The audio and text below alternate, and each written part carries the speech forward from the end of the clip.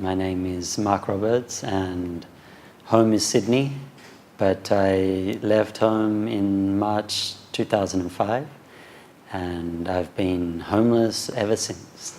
So I've just been living on the road, spending the first few years I spent a few months in different cities like New York, Tokyo, Singapore. I would go to Sydney as well.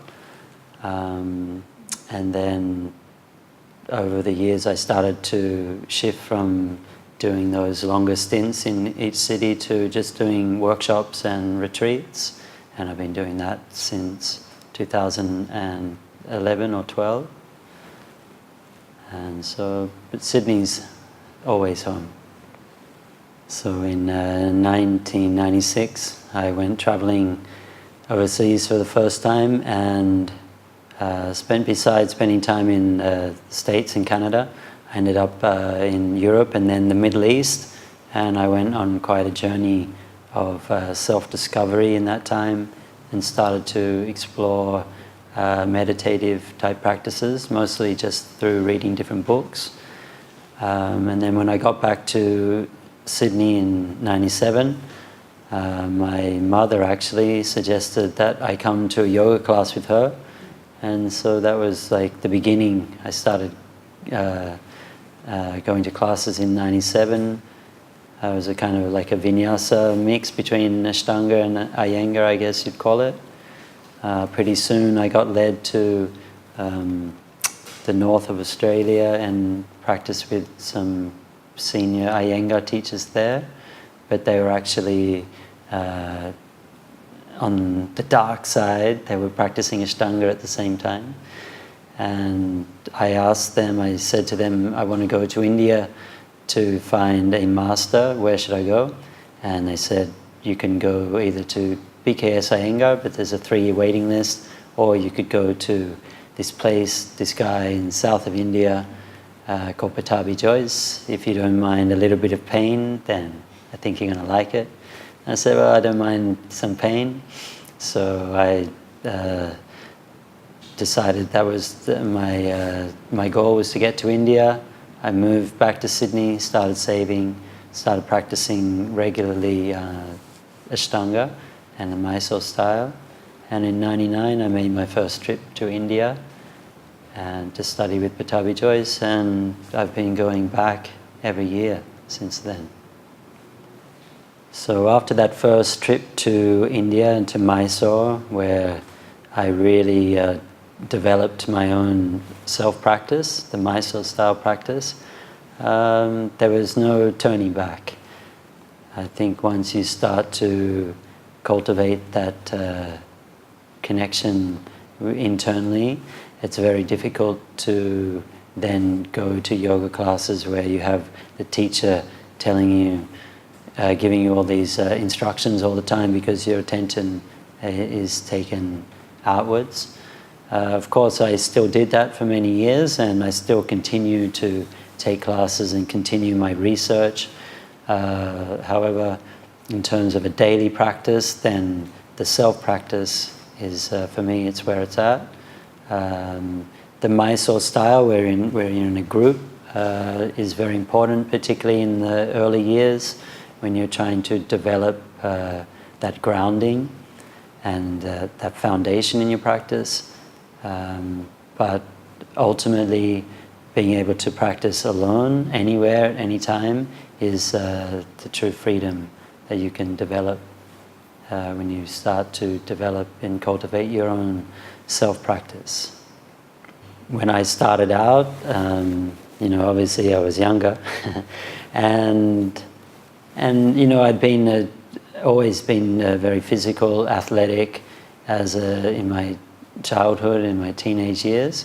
So I took to the practice, enthusiastically, and like everything that I've done in my life, I tried to be the best that I could be. But the thing about yoga is that it's a little bit different from other things in that you really cannot get away with pushing your edge or pushing your boundaries and your limits for too long, because it's like, you can't make a flower grow by pulling on it.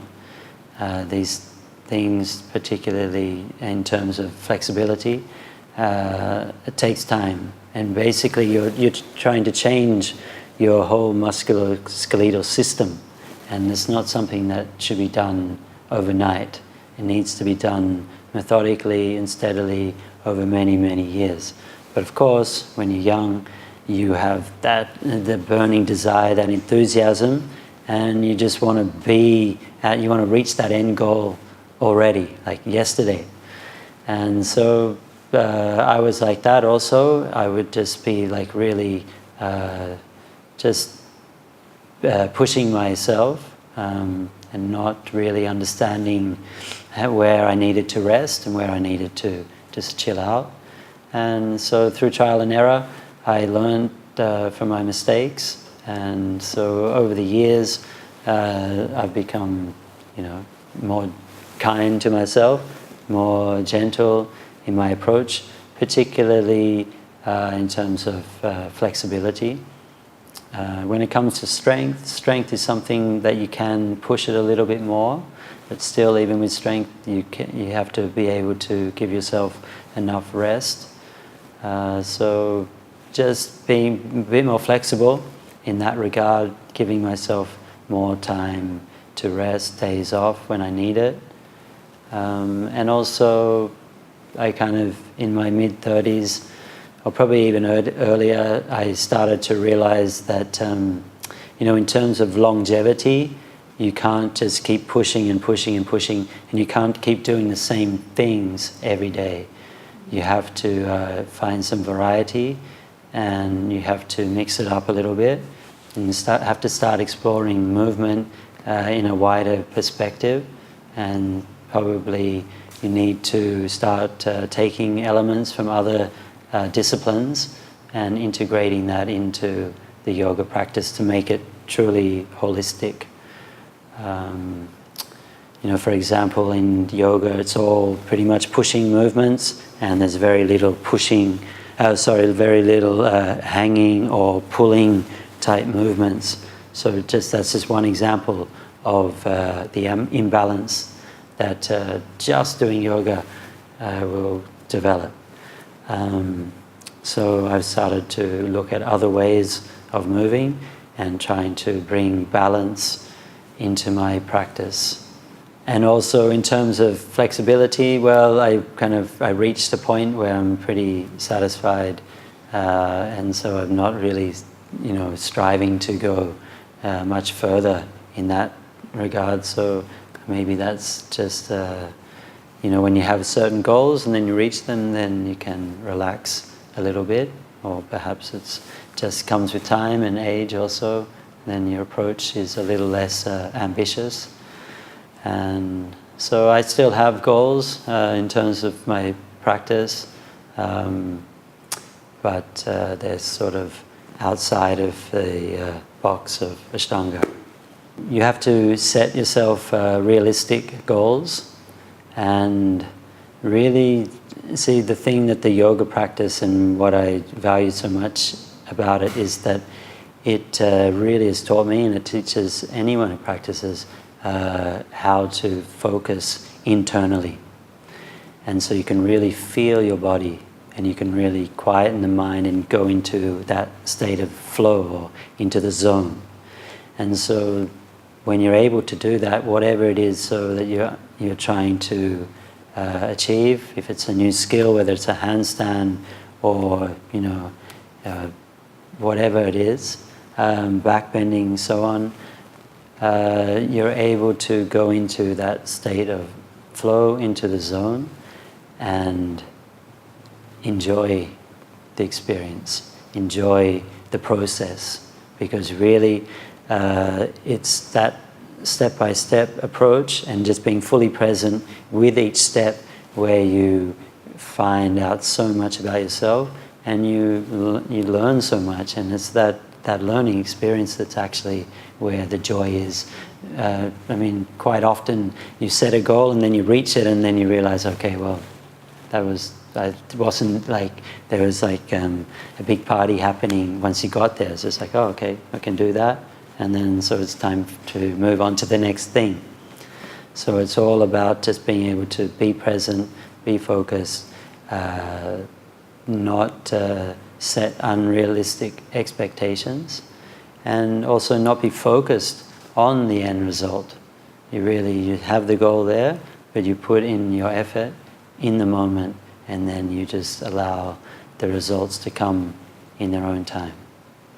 So my approach to teaching is to try and share in a way that is clear, that is easy to understand, and not too caught up in mumbo jumbo.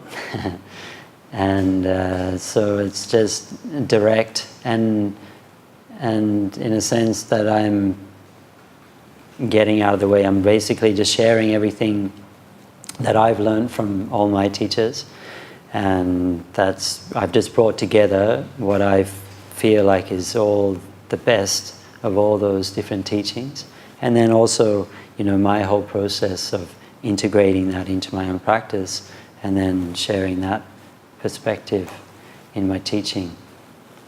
In my teaching, I want to try and bring out the best in each student, try to help them to realize their full potential within their own unique capacity. Okay, so not trying to fit everyone into the same mold, but trying to adapt the practice so that it doesn't matter what age, what gender, what type of body you have, you can find a way to practice that's going to be right for you. You always have to give thanks to your first teacher. In my case, it was a guy called George Chung, and then it was like he led me to Nikki and James, and then they led me to Eileen Hall, and she became my my primary teacher, my main teacher, particularly in Australia. And from there, I got led to Pattabhi Jois and Sharath, and so obviously they're the gurus of Ashtanga yoga. So I've learned so much from them during my time in India. But it's like the time back in Australia where I spent most of my time there. So it was with Eileen in Sydney, also Simon Borg Olivier. He was probably the one that I learned the most in terms of anatomy and physiology and how to apply that to Hatha yoga practice. And then there's other characters like Shandor and Dina Kingsburg and Graham Northfield. So these are kind of like my main influences. And then later I went to study with Richard Freeman, and so he has also become a big influence to my teaching and my practice. And so it's kind of been a process of having these great teachers and then just trying to find the thread that connects. Because from the outside it may look like they have different approaches, but if you really look, you'll see that actually there's a connection and there's a thread that's going between them all. And if you can find that, then you can find a way to work with all these different perspectives and different viewpoints and to integrate them into your own understanding of what yoga is. What I've seen over the years that's changed, and every generation is going to see changes, and probably in this day and age the changes are happening more quickly. But when I started, there was like DVDs that we would get, or even maybe VHS, and we would learn from. There was like a handful of teachers, or maybe more than a handful, a dozen or 2 dozen sort of teachers worldwide who were sort of impacting the whole yoga scene. And primarily those teachers had a foundation in either Iyengar yoga or Ashtanga yoga. They were connected to one of those lineages. And then, over the years, then, some of those teachers started to branch out and started to develop their own styles. But still, the foundation was either Iyengar or Ashtanga. And, there's more than that. There's also, say, Dharmamitra, for example. There's a few other sort of influential players there. But it's kind of like the foundation. I would say most of the vinyasa, flow, power yoga that developed in the early 2000s was heavily influenced by Ashtanga with Iyengar alignment principles. So what I've seen happen in the last few years since the rise of Instagram is that the teachers that are becoming very popular have a lot of them are self-taught, and they don't have that connection to a lineage. And I'm not saying this is wrong. It's just a different landscape, a different time that we're living in. So, for the new student, I think it can be a little bit tricky to navigate through that, because suddenly there's this explosion of just so many different teachers out there, and it can be, a little challenging to try and find the teachers who have that, the experience and the authenticity to really share the teachings. But at the same time, the teachings are just going to spread, and they'll spread in whatever form is meant to be. So, yeah, it is what it is. It only seems like it's continuing to grow, and the more people that practice yoga it's a good thing for the world. One of the difficult or challenging parts of being a yogi or yoga practitioner and being in a relationship is that quite often when you're practicing yoga, you start to cultivate or develop different sort of feelings and understandings of your internal dynamics, I would say. And sometimes you go into states of contentment, peace, happiness, and you're just generally feeling good about yourself. And then your partner or your wife or your husband or whatever comes along and just shows you where you're truly at, okay, and starts to, pushes those buttons that just, triggers anger or jealousy or, pride, all those things, those ugly sides of our personality that we thought we'd kind of gotten over. And so your partner is there to remind you that you haven't quite got there yet. Okay, so, and also the yoga process makes you more sensitive to those things. Okay, so you become more aware, okay, look, I've just become angry again.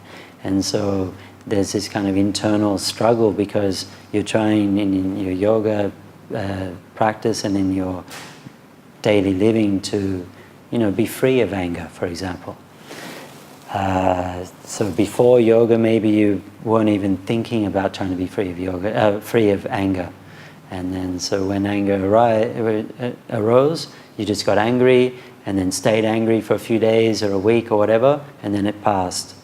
Whereas when you start practicing yoga and anger arises, then you realize it very quickly, and you're stuck, but you don't know how to release it yet. And so the yoga practice can be, create this tension within. But the good news is that it also gives you the tools to deal with it. And so with practice, with time, it does become a little easier to deal with all those challenges. And, you start to actually be grateful for your partner for being the one who is able to help you to work through those things. And then on a more positive side or perspective, you know, practicing yoga and having that in your life is something that you want to share. And if you have a partner who is also a yogi or yogini, then it's a beautiful combination. It's a beautiful thing that you can share together, and you can talk about your experiences, and hopefully, you know, you're both growing, both evolving. And I think this is a very important point, that as you progress through life, that you're both evolving, so you're able to change and grow and move in the same direction. So from that point of view, then the yoga and relationship is it's a wonderful thing. You know, at the end of the day, the only thing that really matters is if we have loved each other, and if we've gone and done that internal search to find our peace within, to find our own truth, to find our true north, to find our purpose in life. So, you know, everything that I've ever done in my life has been focused around that, trying to find out, you know, the answers to those big questions of who am I, why am I here, and where am I going. And a part of that journey is not just understanding it for yourself or understanding it for myself, but it's being able to share that with somebody else and help that person also discover themselves, so they can also realize their truth and their full potential. And that's where it's at. You know your practice is working if you're walking down the street and you just find yourself smiling for no reason. Or if you're at home and you just find yourself dancing for no reason, singing for no reason at all, laughing for no reason, then you know that the yoga practice is working, because it's bringing you back to your original child-like state.